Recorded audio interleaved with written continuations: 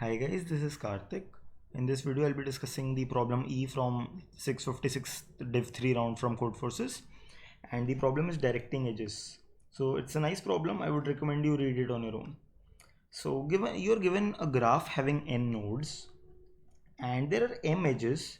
Some of these m edges are directed while the other edges are undirected. Okay. So about the directed edges, you can not do anything about them. Whereas for the undirected edges, you would like to direct them in one direction. So if there is an edge between two nodes u and v, you have to make sure that you give it a direction. Either you direct it from u to v or you direct it from v to u. So for all the undirected edges, you have to give a direction to every edge. And once you have done that, you have to make sure that the overall graph, including the directed and undirected edges and these n nodes, is overall a directed acyclic graph. So this means that once you have given direction to each and every undirected edge, the result should come out to be a graph that is directed and acyclic. So that's all. That's the problem statement. I'll just show you one input example maybe. Yeah. So we can consider this one. This is a good example given here. So initially we had this graph. This is a directed edge, directed edge, directed edge. We need to give direction to this edge and this edge. So what they have done here is that they've given direction from 2 to 5 and 2 to 1, and this is a valid directed acyclic graph since there is no cycle in this graph. You could have also done this from 1 to, you can give an edge to 2, and from 5 also you can give an edge to 2, and it would still be a DAG. However, this would be invalid if you give a edge from 2 to 5. Now there is a cycle. This is invalid. Okay. So hopefully the problem statement is clear. Let's move to the solution.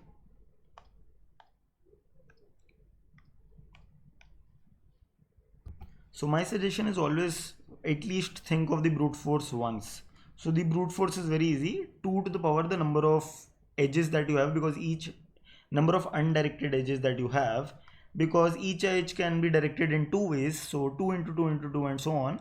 And once you have given a valid, basically once you have formed a valid combination of these edges, then you will take n time to check whether there is a cycle in the graph or not. And it's a big O of n into 2 power undirected edges algorithm. Of course, this is not why we are here. So what I want is that our overall graph should be a DAG. How about if initially given the directed edges, we know that we cannot change the directed edges, they are going to stay as it is. So if we had an initial graph, let's just think about the initial graph and forget that there are any undirected edges. So these do not exist for now. Now let's just think about the graph with only the directed edges.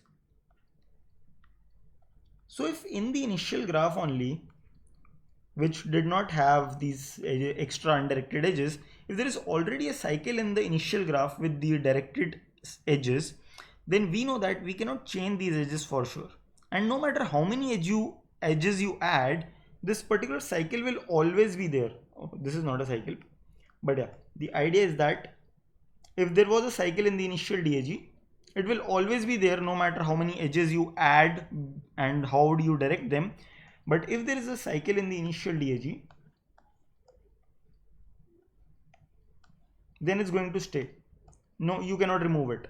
So you can check if there is a cycle in your graph, initial graph without the undirected cycles, without the undirected edges. If there is a cycle, then the answer is no. How about when there is no cycle? Then I claim that the answer is yes. If there is no cycle, I say that the answer is yes. But of course, you are not going to agree. I'm not a red-rated coder on Codeforces, so I will have to prove this. So if in the initial graph you had no cycles, okay. Now, this means that ignoring the undirected edges, you have a graph that is a directed acyclic graph. And there is a special property of DAGs. In a directed acyclic graph, if there is a path from node U to node V, then it's impossible then it is impossible to have a path from node V to node U. This is not possible. Okay. So let me assign these nodes some priority. Okay.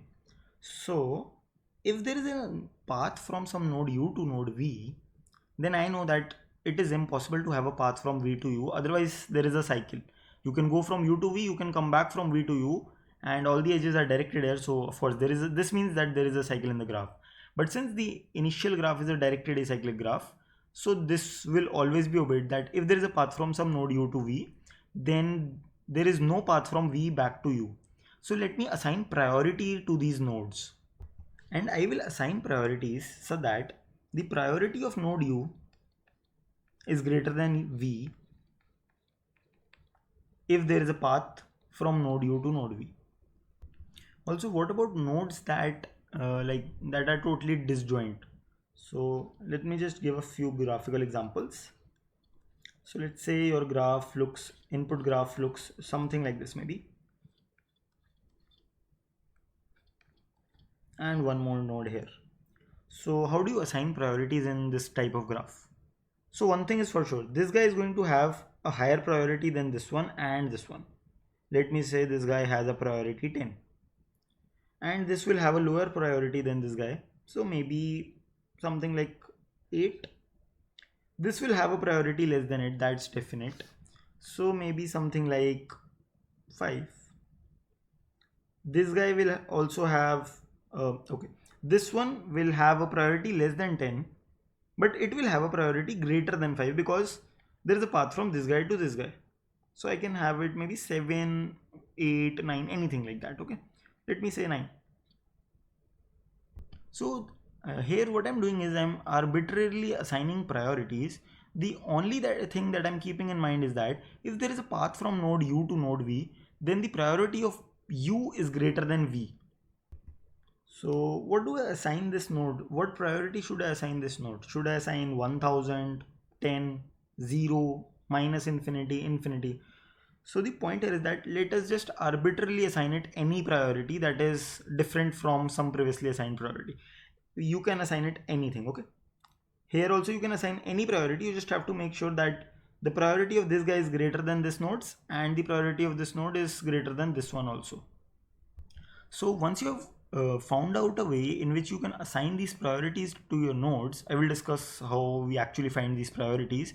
There is a very classical algorithm which you already know and you have already guessed it too, but yeah, the point is that you have to understand the proof.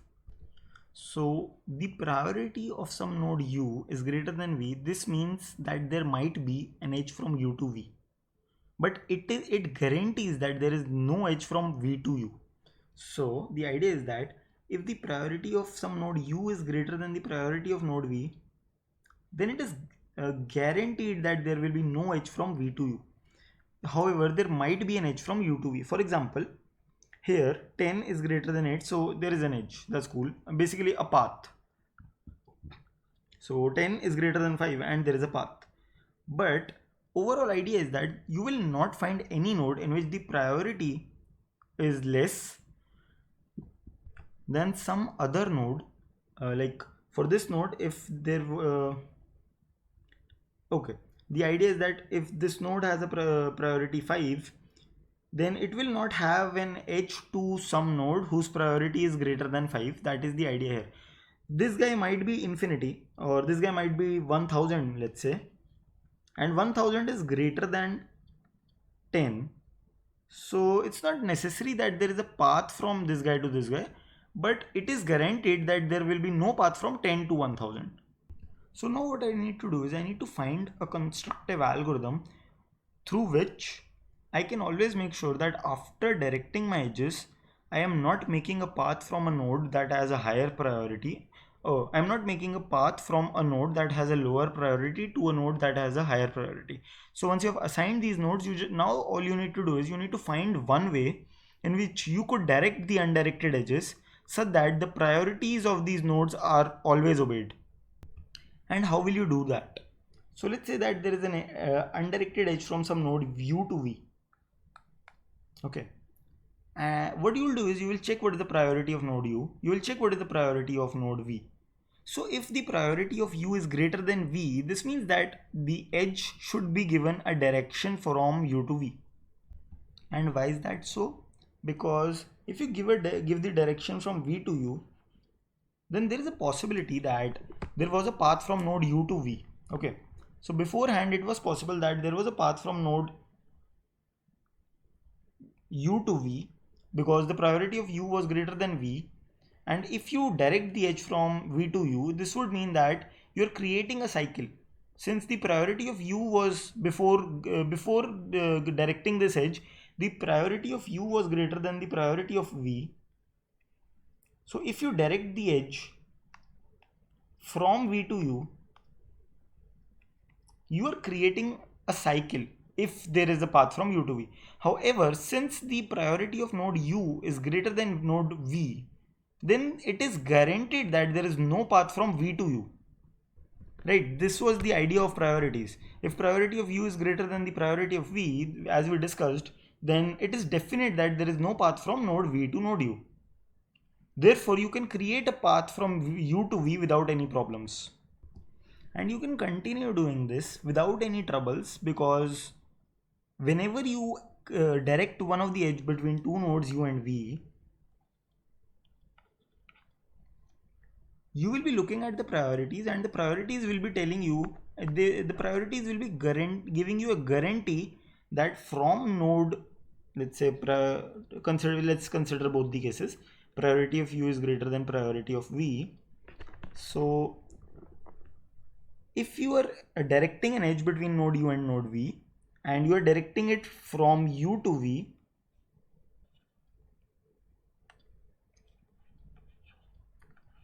then you're definite that you are not creating a cycle. Why? Because since the priority of node v is less than priority of node u, therefore it is guaranteed that there is no path from node v to node u. That is for sure.